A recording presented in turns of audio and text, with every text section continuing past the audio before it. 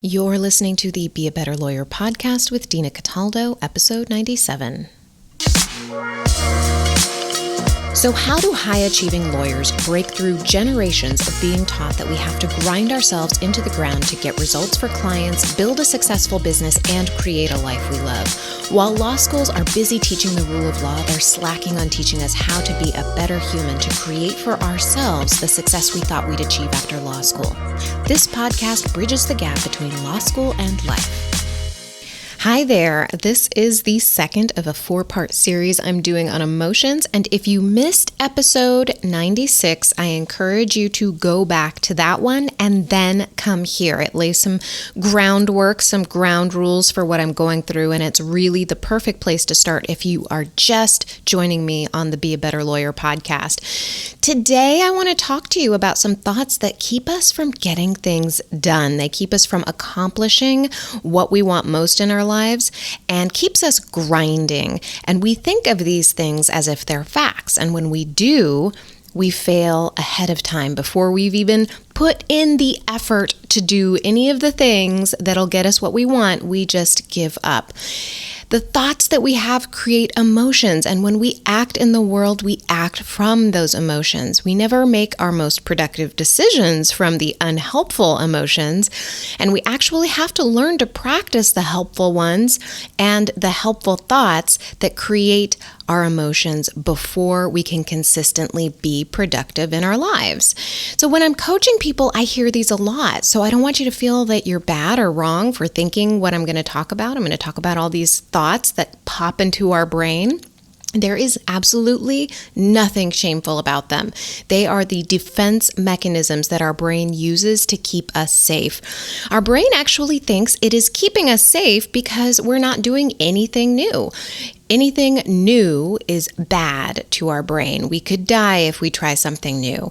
Everything we're doing now has kept us alive so far. So the brain's saying, hey, let's just keep doing that. Our brain doesn't do well with uncertainty. So I want you to know that these thoughts are normal. They are gonna keep popping up. But part of what this series is about is practicing noticing the thoughts that are unhelpful, the ones that aren't getting us what we want, the ones that aren't creating the emotions that we want, the relationships that we want, the reactions that we have in our lives that we want, and starting to recognize that there are shifts that we can make in our thinking, and that practicing those thoughts are going to get us more of what we want, which is why I'm doing this whole series in the first place, is to really start getting you more connected with your emotions, which we seem to be detaching from all the time.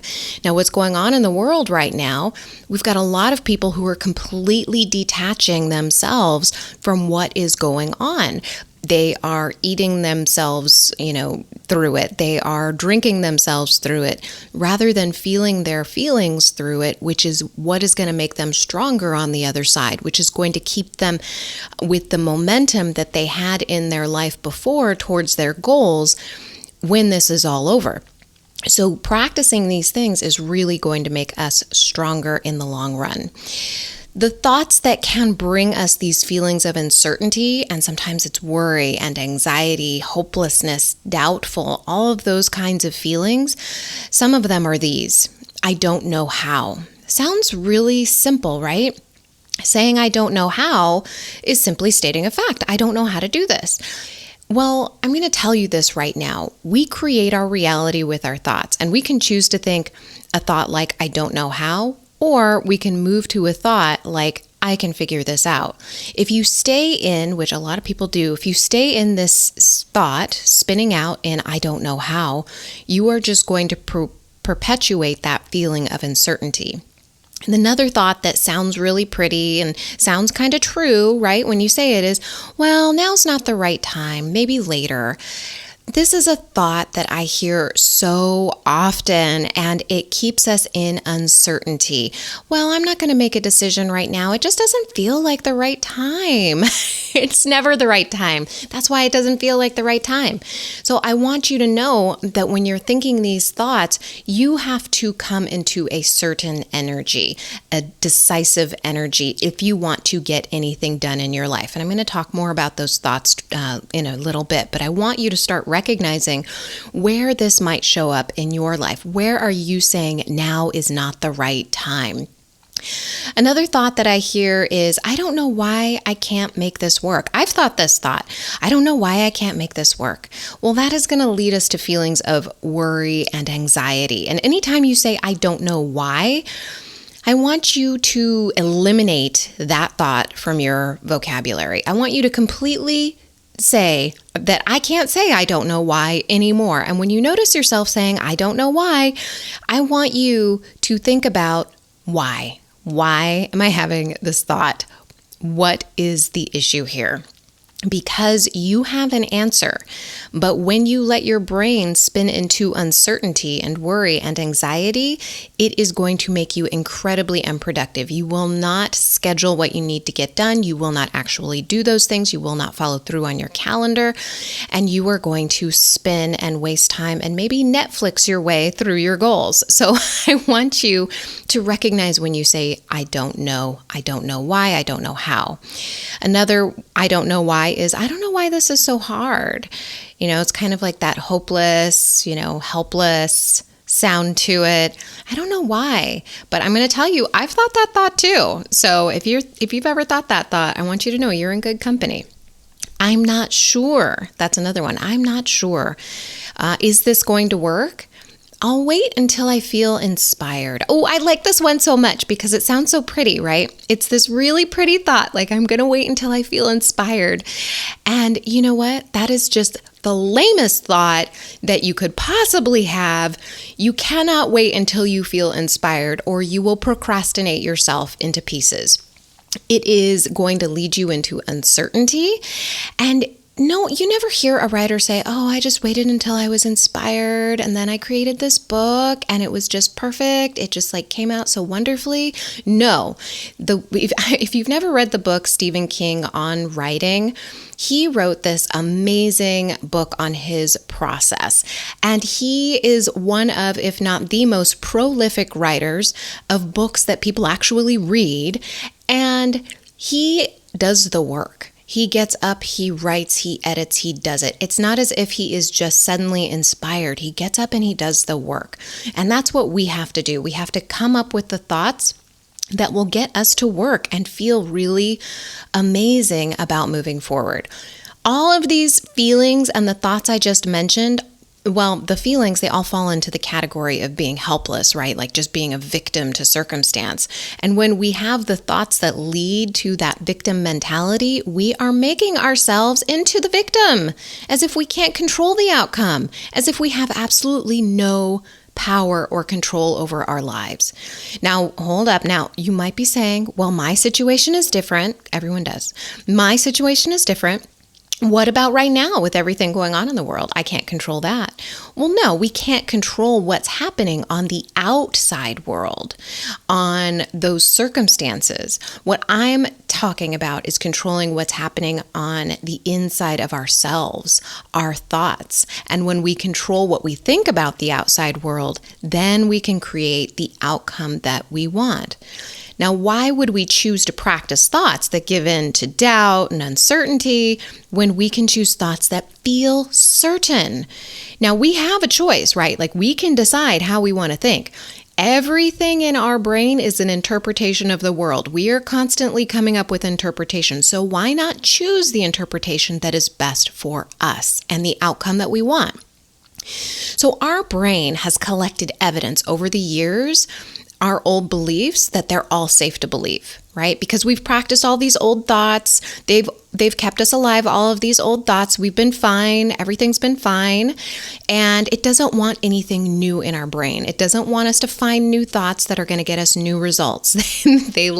Our brain likes where we are right now. And I want to give you this interesting observation that I have made. I think it's interesting anyway. So when I hear about people who believe things that are contrary to popular belief and scientific evidence, it fascinates me. The people who believe these things have every reason to believe what science has shown, what people commonly believe, but they choose to be certain about their own belief that differs from everyone else's. They've practiced that belief so much that nothing can tear it down. And if someone disagrees with them, they have created evidence, not usually persuasive to people who don't believe what they believe, but they have created that evidence to support their own beliefs. Think about something in your life where you are certain that it's true. The earth is round.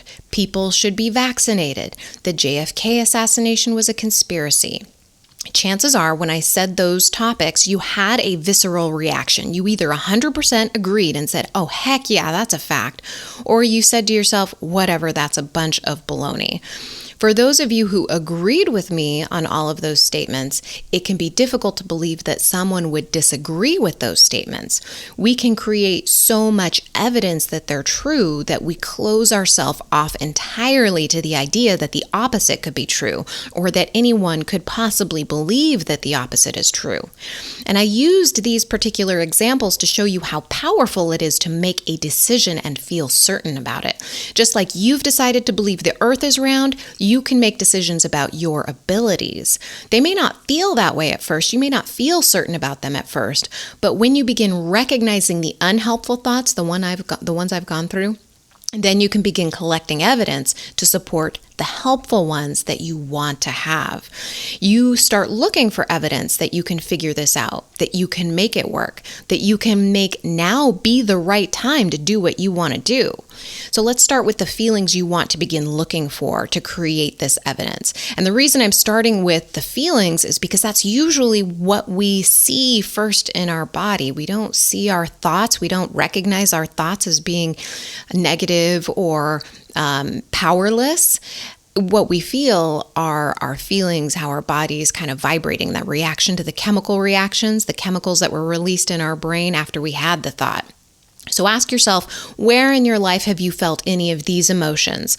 Certainty, self-confidence, resolved, not resignation. This is resolved, like determined, tenacious.